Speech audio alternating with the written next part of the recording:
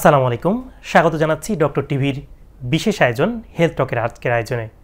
আপনারা জানেন যে সম্প্রতি বাংলাদেশ মেডিকেল বিশ্ববিদ্যালয়ের চিকিৎসক শিক্ষার্থীরা রেসিডেন্সি এবং নন রেসিডেন্সি যে উচ্চতর ডিগ্রি রয়েছে সেটি সংস্কার নিয়ে আন্দোলন করছে। সেই সংস্কার নিয়ে যে আন্দোলন হচ্ছে সেই বিষয়গুলো নিয়েই, তাদের দাবিগুলো নিয়েই আজকে আমরা হেলথ টকের বিষয় সাজিয়েছি।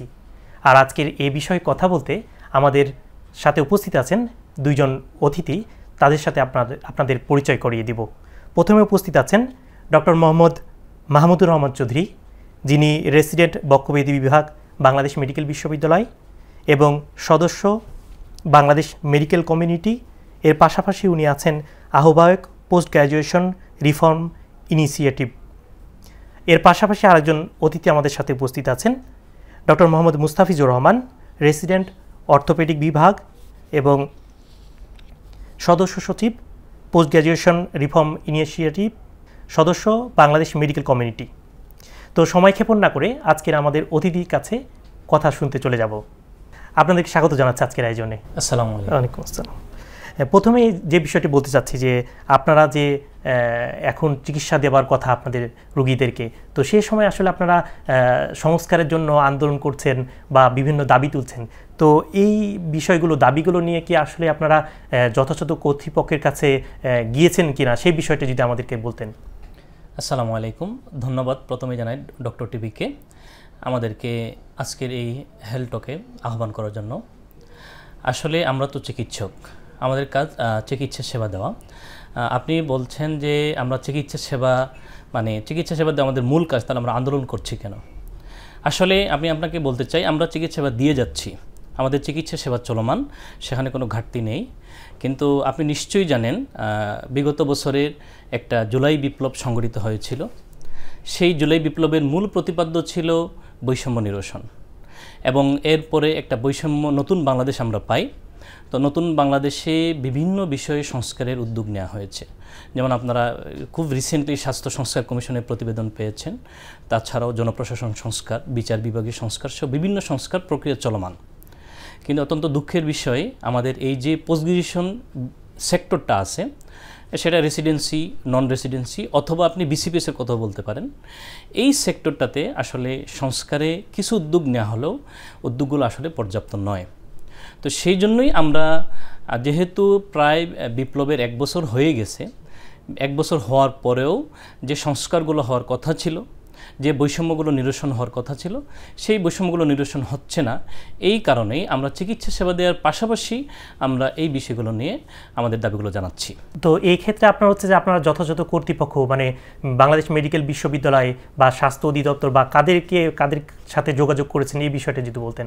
আমি আপনাকে জানাতে চাই, আমরা বাংলাদেশ মেডিকেল কমিউনিটি চিকিৎসক এবং মেডিকেল শিক্ষার্থীদের একটা সংগঠন।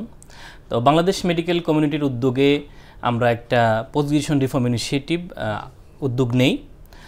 তো সেখানে আমাদের প্রায় 30 থেকে 40 জন আহ্বায়ক কমিটিতে রয়েছেন।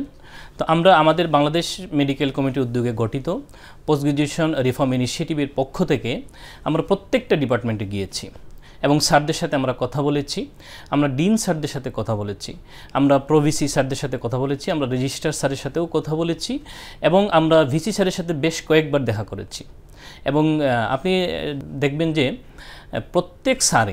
প্রত্যেক ডিপার্টমেন্টাল চেয়ারম্যান স্যার এবং ভিসি প্রভিসি স্যার সবাই আমাদের দাবিগুলোর সাথে ঐক্যমত পোষণ করেছেন, কিন্তু অজানা কারণে অথবা কোন যৌক্তিক কারণ ছাড়াই এই আমাদের দাবিগুলো বাস্তবায়ন হচ্ছে না। তো সেই কারণেই আমরা এটা নিয়ে কাজ করছি।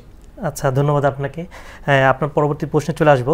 তার আগে আরেকজন যিনি অতিথি আছেন আমাদের সাথে, ডক্টর মুস্তাফিজ, ওনার কাছে জিজ্ঞাসা করব যে আপনি যেহেতু রেসিডেন্ট হিসাবে আছেন, তো সেক্ষেত্রে আসলে আপনাদের আবাসন ব্যবস্থা কেমন, এবং পাশাপাশি যে লাইব্রেরি সুযোগ সুবিধা বা দেখা যাচ্ছে যারা রেসিডেন্ট আছেন তারা কি সমান সুযোগ সুবিধা পান কিনা, সেই বিষয়টি যদি আমাদেরকে বলতেন। জি, ধন্যবাদ আপনাকে। ডক্টর টিভিকে ধন্যবাদ জানাচ্ছি আমাকে আমন্ত্রণ করার জন্য। আপনি অত্যন্ত গুরুত্বপূর্ণ একটা বিষয় প্রশ্ন করেছেন। আমরা পোস্ট গ্র্যাজুয়েশন রিফর্ম ইনিশিয়েটিভ যে 7 দফা দাবি দিয়েছি রেসিডেন্সি এবং নন রেসিডেন্সি সংস্কারের জন্য, সেই 7 দফা দাবির প্রথম দফার মধ্যেই কিন্তু আমরা আবাসনের ব্যবস্থার কথা বলেছি। আমাদের প্রোগ্রামের নাম হচ্ছে রেসিডেন্সি প্রোগ্রাম, কিন্তু দেখা যাচ্ছে যে আমাদের এখানে সকল রেসিডেন্টের জন্য কিন্তু আবাসনের ব্যবস্থা নেই।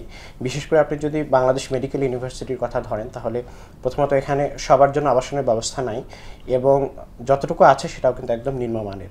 এবং এর বাইরে দেখা যাচ্ছে যে বিগত সরকারের আমলে এই আবাসনের অনেকটা অংশই, অধিকাংশ জায়গাটাই দখল করেছিল যারা অছাত্র, এই বিশ্ববিদ্যালয়ের স্টুডেন্ট না, চাকরি করতেছেন বা অন্য কোথাও আছেন, এরা দখল করেছিলেন।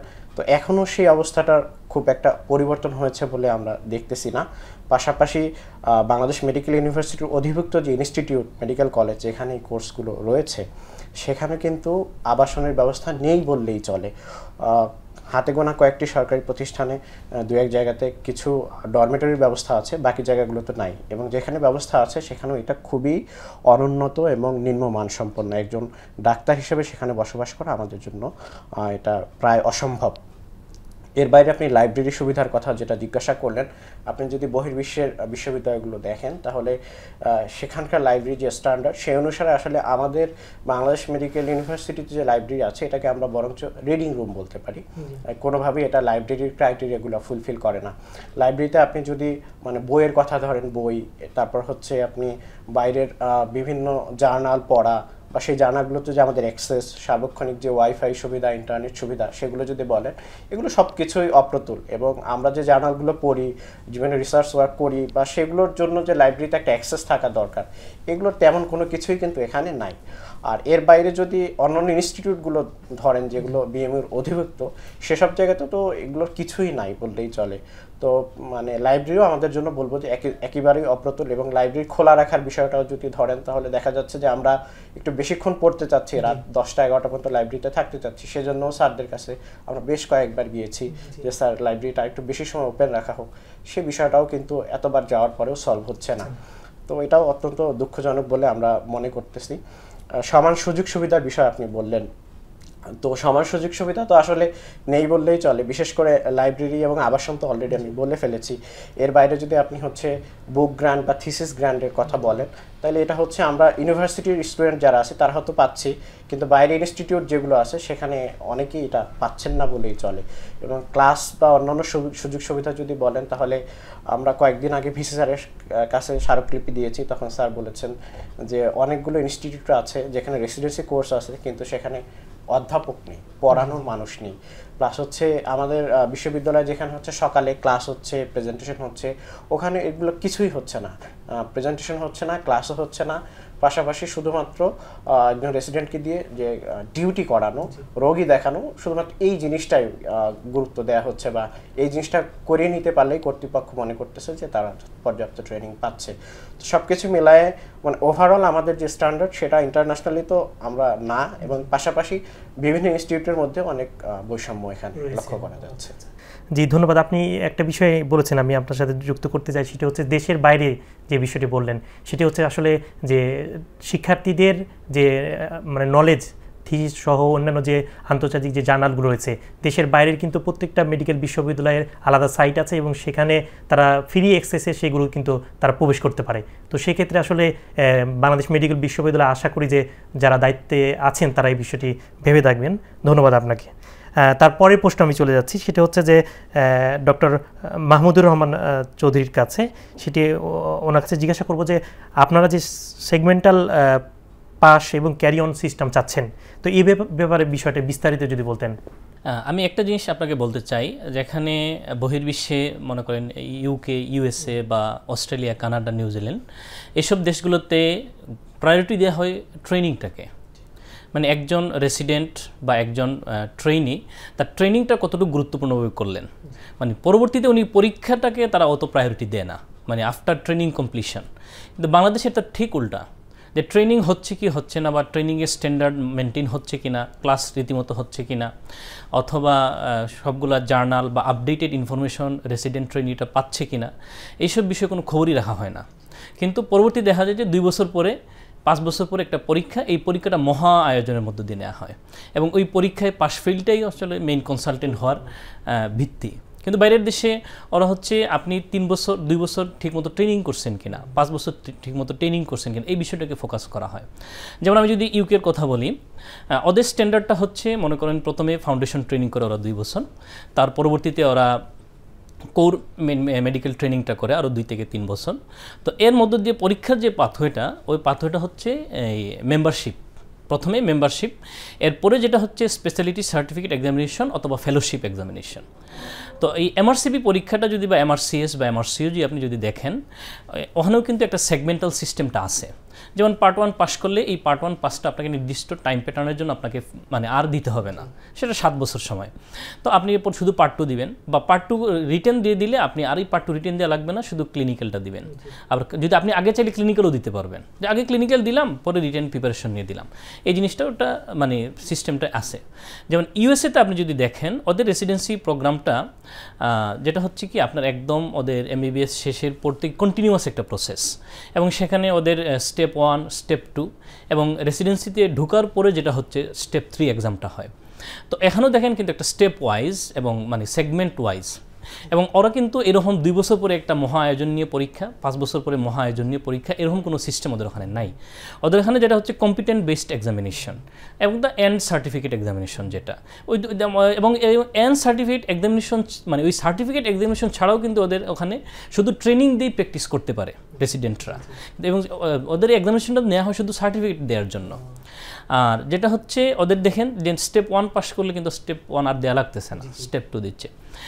একই অস্ট্রেলিয়া এবং নিউজিল্যান্ডে, যেখানে আরএসসিপি বা আরএসসিএস, অনেকেই বলতে পারেন ওগুলো তো ফেলোশিপ, মানে ফেলোশিপ, আর আপনি এখানে বলতে পারেন এটা রেসিডেন্সি। আমার কথা হচ্ছে post graduation is post graduation. এখানে ফেলোশিপে এক ধরনের নিয়ম, রেসিডেন্সিতে আরেক ধরনের নিয়ম কেন থাকবে?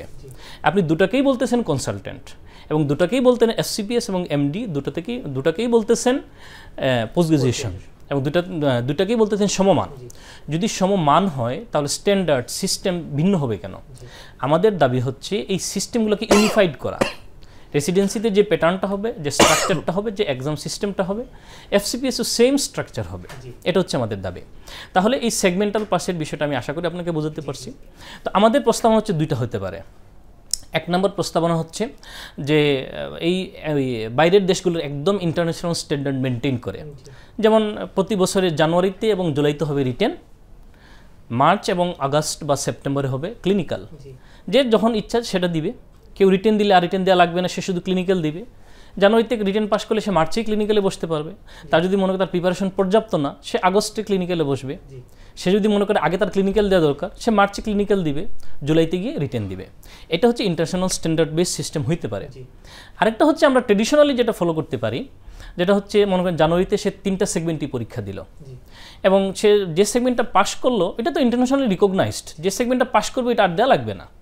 যেমন পার্ট 2, পার্ট 1 আপনি যেটা বললাম, পার্ট এ, পার্ট বি, তাহলে জুলাইতে গিয়ে শুধু যেটাতে ফেল করছে সে সেই সেগমেন্টটা দিবে। এটাও কিন্তু ইন্টারন্যাশনাল স্ট্যান্ডার্ডের বাইরে যাচ্ছে না। আচ্ছা, আপনি আরেকটা বিষয় আমাকে বলছেন ক্যারিয়নের বিষয়টা। আপনি দেখেন আসলে বাংলাদেশের চিন্তাভাবনাটাই, কর্তৃপক্ষের চিন্তাভাবনাটা একটু ভিন্ন ধরনের। ওনারা আসলে, আমি প্রথমেই বলছি যে ট্রেনিংয়ের কথা, ওনারা ট্রেনিংটাকে গুরুত্ব না দিয়ে, আমার ভাইও বলছেন যে ওনারা ডিউটি করে নিতে পারলেই মনে করেন হয়ে গেল, কিন্তু ট্রেনিং তো ডিফারেন্ট জিনিস। আপনি যদি ডিউটি করাতে চান তাহলে মেডিকেল অফিসার নিয়োগ দেন। আপনি উপজেলা চালাবেন, জেলা চালাবেন বা হাসপাতাল চালাবেন, সেখানে আপনার পর্যাপ্ত মেডিকেল অফিসার নিয়োগ দেন। যাদেরকে আপনি ট্রেনিংয়ের জন্য রেখে দিচ্ছেন বা রেসিডেন্সির জন্য মানে অ্যালাউ করতেছেন, তাদেরকে ডিউটি ফোকাস না করার অনুরোধ, তাদেরকে ট্রেনিং ফোকাস করার অনুরোধ, একাডেমিক পড়াশোনা। দুঃখজনক হলেও সত্য, বাংলাদেশে যেসব সরকারি ক্যান্ডিডেটরা আছেন তারা যদি একবার কোনো কারণে যদি ফেজ A ফেল করে ফেলে, ফেজ B ফেল করে ফেলে, তাহলে সোজা উপজেলায় চলে যেতে হয়। সেটা হচ্ছে বুরুঙ্গামারি বা নাইক্ষ্যংছড়ি অথবা জকিগঞ্জ, মানে একদম প্রত্যন্তরে চলে যেতে হয়। একজন ট্রেইনি, একজন রেসিডেন্ট, আপনি তাকে 5 বছরের রেসিডেন্সিতে ঢুকাচ্ছেন, আবার মাঝখানে আপনি একদম প্রত্যন্ত অঞ্চলে গিয়ে তাকে পিসি, প্যারাসিটামল, হিস্টাসিন এগুলো লেখাচ্ছেন, তাহলে সে পাশ করবে কেমনে? আমাদের প্রস্তাবনা হচ্ছে তাহলে আপনারা প্রাথমিক ডেপুটেশনটা 2 বছর না দিয়ে 3 বছরের দেন। তাহলে 3 বছরের দিলে যে পাশ করলো তার ডেপুটেশন নেওয়া লাগলো না, সে 1 বছর পরে ডেপুটেশন নিল। আবার যে ফেল করলো তারও ডেপুটেশন নেওয়া লাগতেছে না, সে এই মিন টাইম 3 বছরের মধ্যে সে পাশ করে ফেলবে, এবং বাকি সে 2 বছরের জন্য আলাদা ডেপুটেশন নেবে। তাহলে আমাদের প্রস্তাবনা, সরকারিদের প্রস্তাবনা হচ্ছে এই ক্যারিয়নটা চালু করা, যে কেউ যদি ফেল করলে উপজেলায় যেতে না পারে, মানে উপজেলায় যেতে না হয়, ফেল করলে সে পরবর্তী ট্রেনিংটা সে শুরু করে দিবে। একজন রেসিডেন্ট, একজন ট্রেনিং অবশ্যই ট্রেনিংয়ের মধ্যে থেকেই পাস করতে হবে। আর বেসরকারিদের সবচেয়ে আরও দুঃখজনক, যারা 2 বছর ট্রেনিং করে যদি ফেল করে তাহলে বাসায় বসে থাকতে হয়, তার উপার্জনটাও বন্ধ হয়ে, ভাতাটাও বন্ধ হয়ে যায়, এবং সে বাসায় বসে এখন তার পরিবার চালাইতে হয়, তার বাচ্চা আছে, বাপ মা আছে, তাকে মানে কোনো প্রাইভেট জবে ঢুকতে হয়। তাহলে প্রাইভেট জবে ঢুকে সে কিন্তু আর তার তো পেট চালাইতে হবে, তাকে তো পেট চালাইতে হবে। তাহলে আমাদের দাবি হচ্ছে যদি কেউ যদি ফেল করে তাহলে মানে একদম লাগামহীনভাবে দেওয়ার দরকার নাই, সেটা হচ্ছে 1 বছরের, ন্যূনতম 1 বছরের জন্য একটা, হ্যাঁ, যাতে সে পাশ করে ফেলতে পারে। কারণ ওই ফেজের পরবর্তী ফেজ বি ট্রেনিংটাও বলেন, ওইটাও কিন্তু ট্রেনিংয়ের একটা পার্ট। তো সেখানে ওই ট্রেনিংটাও করলো, আর এইদিকে সে পরীক্ষার প্রিপারেশনটাও নিয়ে পাশ করে ফেললো, তার পরবর্তী ট্রেনিংটা সে করতে। জি, সুন্দর প্রস্তাবনা আপনাদের, দেখা যাক কি হয়। তার এর পরের প্রশ্নে আমি চলে যাব ডক্টর মুস্তাফিজুর রহমানের কাছে। আপনারা পরীক্ষা পদ্ধতির একটা সংস্কারের বিষয়টি আপনি তুলে ধরেছেন বা আপনারা দাবিতে উল্লেখ করেছেন। তো সেই ক্ষেত্রে পরীক্ষার ফলাফলে বিভিন্ন বিষয়ে পাশের হারের বিষয়টা আমরা মাঝে মাঝে দেখি যে একেবারে শূন্যের কোঠায়। তো সেই ক্ষেত্রে আসলে আপনারা এই পরীক্ষা পদ্ধতির কেমন সংস্কার চাচ্ছেন? জি, ধন্যবাদ আপনাকে। আমরা যে 7 দফা দাবি দিয়েছি এর মধ্যে আমাদের 2 নম্বর পয়েন্টটা ছিল সেগমেন্টাল পাস এবং 3 নম্বর পয়েন্টটা ছিল পরীক্ষা পদ্ধতির যুগোপযোগী সংস্কার করতে হবে। অলরেডি মাহমুদুর রহমান চৌধুরী ভাই উনি বলেছেন সেগমেন্টাল পাস সম্পর্কে। আমি যেটা বলতে চাচ্ছি, আমাদের মূল ফোকাসটা হওয়া উচিত হচ্ছে পরীক্ষায় পাসটা হবে অবজেক্টিভ একটা প্রসিডিউর, সাবজেক্টিভ হবে না।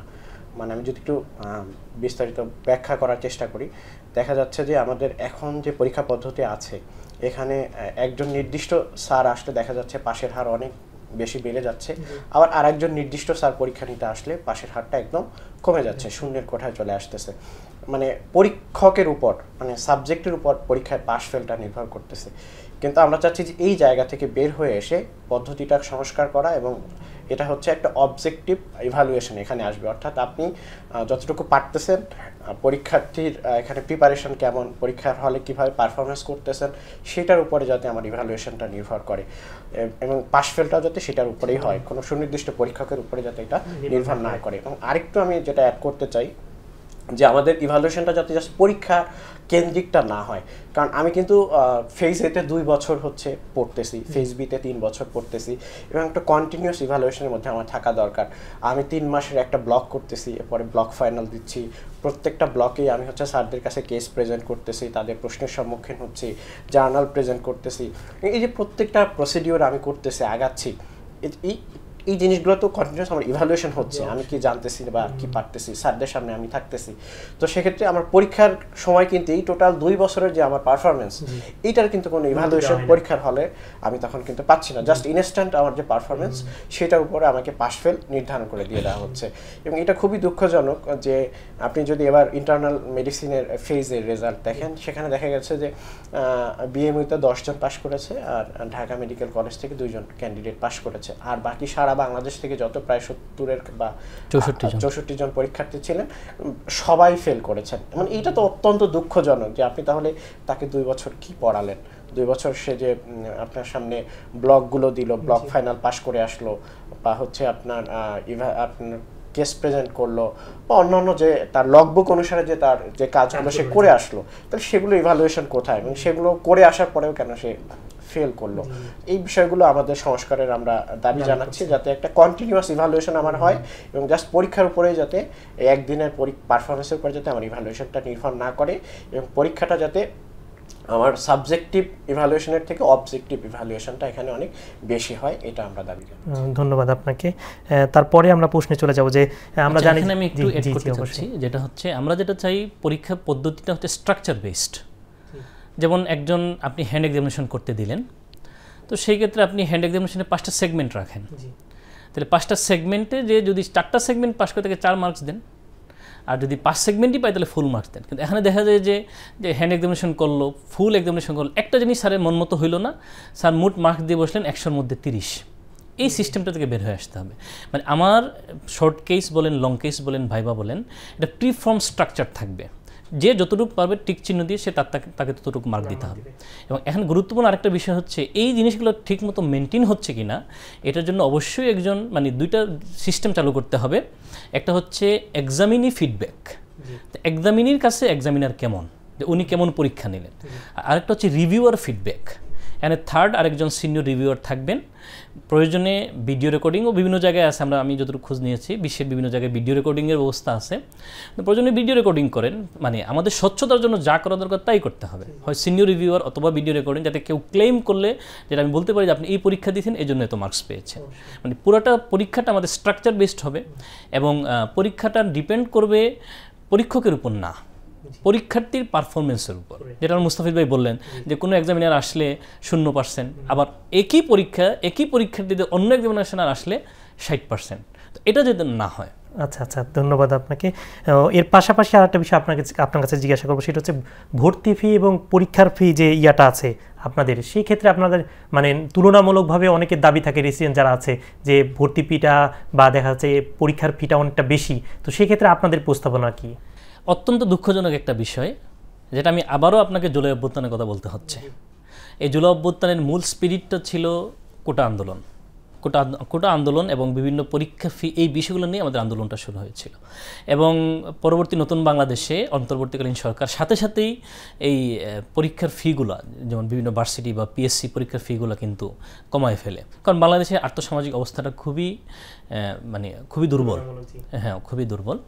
যেমন এই কারণে আমরা চাচ্ছি, যেহেতু পিএসসি এটাও একটা আফটার গ্র্যাজুয়েশন এক্সাম, মানে এটা যদিও জব এক্সাম, এখানেও কিন্তু তারা ফিটা মাত্র 700 টাকা ছিল, সেখান থেকেও কিন্তু কমিয়ে 200 টাকা করছে। আর আপনি যদি এক বাংলাদেশের পার্সপেক্টিভে অন্যান্য ইউনিভার্সিটি যেগুলো, যেমন ঢাকা ইউনিভার্সিটি, জাহাঙ্গীরনগর, রাজশাহী বা চিটাগং ইউনিভার্সিটি, ওখানে পোস্ট গ্রাজুয়েশন যেগুলো মানে আফটার গ্রাজুয়েশন ফিগুলো 500 থেকে 1000 টাকার মধ্যে, মানে অ্যাডমিশন ফি। বা বুয়েট, রুয়েট, কুয়েট, চুয়েট বা আইইউটি, ডুয়েট, যেগুলো হচ্ছে মানে আমাদের প্যারালাল ইঞ্জিনিয়ারিং সেকশন, ওখানেও আপনি MSc, masters in engineering, MPhil, আমরা খোঁজ নিয়ে দেখছি ওখানেও পরীক্ষার ফিগুলা মোটামুটি অন অ্যান অ্যাভারেজ 800 থেকে 1500-2000-এর মধ্যে।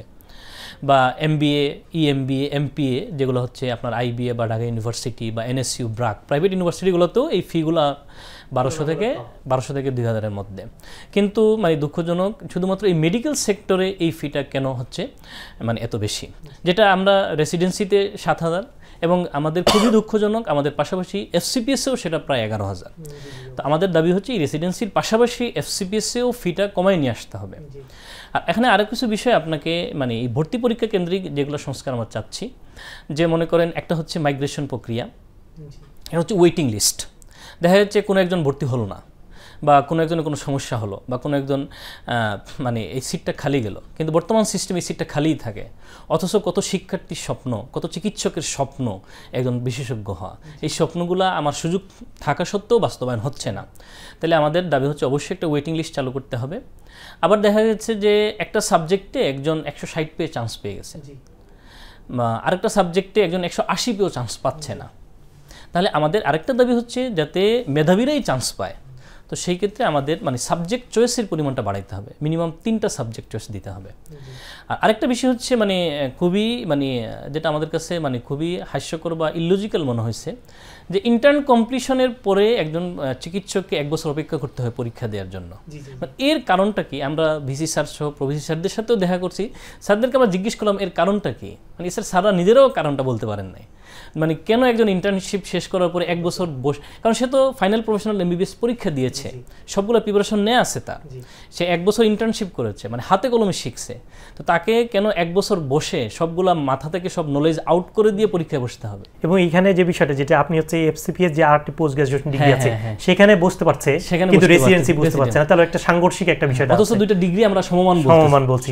এই বৈষম্যটা আমাদেরকে দূর করতে হবে এবং নিয়ন্ত্রণের মধ্যে বা সীমিত প্রক্রিয়ায় মানে মাইগ্রেশনটা হবে এটা খালি সিটগুলোতে, মানে কমপ্লিট মাইগ্রেশন চালু করলে হয়তো অনেকটা রাজনৈতিক বা বিভিন্ন সমস্যা আসতে পারে।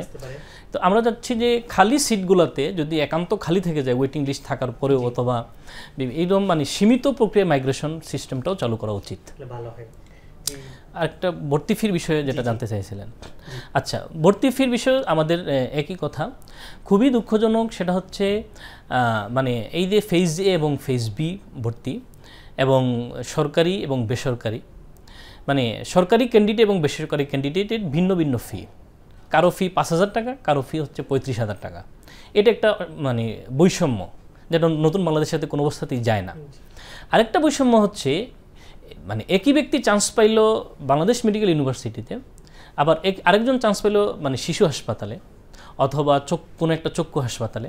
দেখা হলো একজনকে ফি দিতে হচ্ছে 35,000 টাকা, আরেকজনকে ফি দিতে হচ্ছে 2 লাখ টাকা।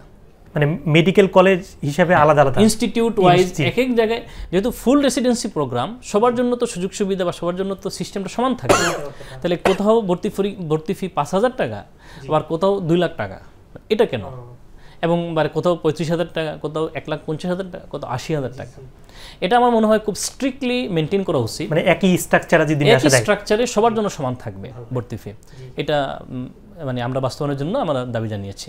আমি একটু অ্যাড করতে যাচ্ছি। তো এখানে আমাদের স্পেসিফিক আমরা বলার চেষ্টা করেছি যে কোনো ভর্তি পরীক্ষার ফি এটা হচ্ছে 1,000-এর মধ্যে নিয়ে আসতে হবে, এবং হচ্ছে যে কোনো ভর্তি ফি এটা হচ্ছে 5,000-এর নিচে নিয়ে আসতে হবে। মানে এটা আপনারা দাবি করছেন বা প্রস্তাবনা দিচ্ছেন স্টুডেন্টদের জায়গা থেকে। আমরা একেবারে অনুষ্ঠানের শেষ পর্যায়ে চলে এসেছি। আমরা লাস্ট একটি যে বিষয়টি জিজ্ঞাসা করতে চাচ্ছি যে আপনাদের দাবির মাঝেও ছিল, সেটি হচ্ছে যে আপনারা ট্রেনিংয়ের স্বীকৃতি মানে আন্তর্জাতিক কোনো স্বীকৃতি আছে কিনা, সেই বিষয়ে কোনো পদক্ষেপ নিয়েছেন কিনা, এর পাশাপাশি ডিপ্লোমা যে ডিগ্রি রয়েছে সেটির পরিবর্তনের কোনো প্রস্তাবনা ছিল কিনা আপনাদের, সেটি যদি বলতেন। আপনি জানবেন যে বাংলাদেশে এসএসসি পাস করে 2.5 পেয়ে একটা ডিগ্রি দেওয়া হয়, যেটা হচ্ছে ডিপ্লোমা ইন মেডিকেল ফ্যাকাল্টি। ওরা জাস্ট এসএসসি পাস করেই ওদেরকে দেওয়া হয়। ইঞ্জিনিয়ারিংও আছে ডিপ্লোমা ইন ইঞ্জিনিয়ারিং। তো দুঃখজনক হলো সত্য, এখানে এসএসসি এইচএসসিতে গোল্ডেন এ প্লাস পেয়ে এমবিবিএস পজিশন শেষ করেও যে ডিগ্রিটা দেওয়া হয় বিশেষজ্ঞ ডিগ্রি, সেই ডিগ্রিটার নাম হচ্ছে ডিপ্লোমা। তো ডিপ্লোমা ইন কার্ডিওলজি। তো একজন বিশেষজ্ঞ হয়ে তার নাম হচ্ছে ডিপ্লোমা ডাক্তার, আবার আরেকজন জাস্ট এসএসসিতে 2.53 এরকম পেয়েও তাকে ডিপ্লোমা ডিগ্রি দেওয়া হচ্ছে। তো আমাদের দাবি হচ্ছে ডিপ্লোমা ডিগ্রিটার নাম পরিবর্তন করে আন্তর্জাতিকভাবে গ্রহণযোগ্য, প্রয়োজনে থিসিস বা গবেষণা অ্যাড করে মাস্টার্স ডিগ্রি অথবা অন্য যে কোনো গ্রহণযোগ্য নাম দেওয়া হোক।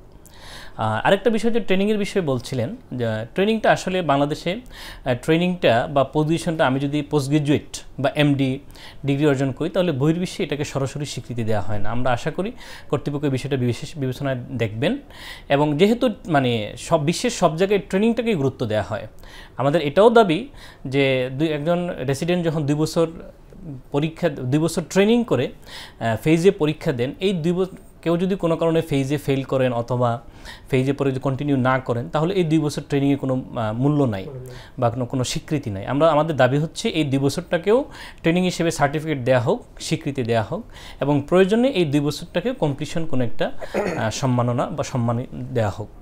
জি, ধন্যবাদ আপনাকে। লাস্ট বিষয়ে একটা যে যদি 10 সেকেন্ডে আপনাদের কোনো কিছু বলার থাকে। জি, আমি একটু বলতে চাই, আমরা একটা প্রস্তাবনা দিয়েছিলাম যে রেসিডেন্সি এবং নন রেসিডেন্সি সংস্কার কমিটি গঠন। তো আমরা স্যারদের কাছে উদাত্ত আহ্বান জানাচ্ছি, স্যাররা দ্রুততম সময়ের মধ্যে এরকম একটা কমিটি গঠন করবেন, এবং হচ্ছে এই কমিটিতে 2 জন রেসিডেন্ট এবং 2 জন নন রেসিডেন্টকে ইনক্লুড করে, যাতে ছাত্ররাও এই সংস্কারে অংশীদার হতে পারেন এবং তারা সবসময় আপ টু ডেট থাকতে পারেন। তো আমরা এটার দাবি জানাচ্ছি দ্রুততম সময়ের মধ্যে যাতে সংস্কার কমিটি গঠন করা হয়, এবং হচ্ছে আমরা যে কাঙ্ক্ষিত সংস্কার চাচ্ছি সেটা যাতে খুব দ্রুতই বাস্তবায়ন করা হয়। আমরাও আশা করছি যে রেসিডেন্ট এবং নন রেসিডেন্সি আপনারা যারা আছেন তাদের যে দাবিগুলো উত্থাপন করেছেন, কর্তৃপক্ষ সে বিষয়গুলোকে গুরুত্ব দিবেন। তো এই ছিল আজকের ডক্টর টিভির হেলথ টকের আয়োজন। পরবর্তী আয়োজন দেখতে ডক্টর টিভির সাথেই থাকুন। ধন্যবাদ সবাইকে।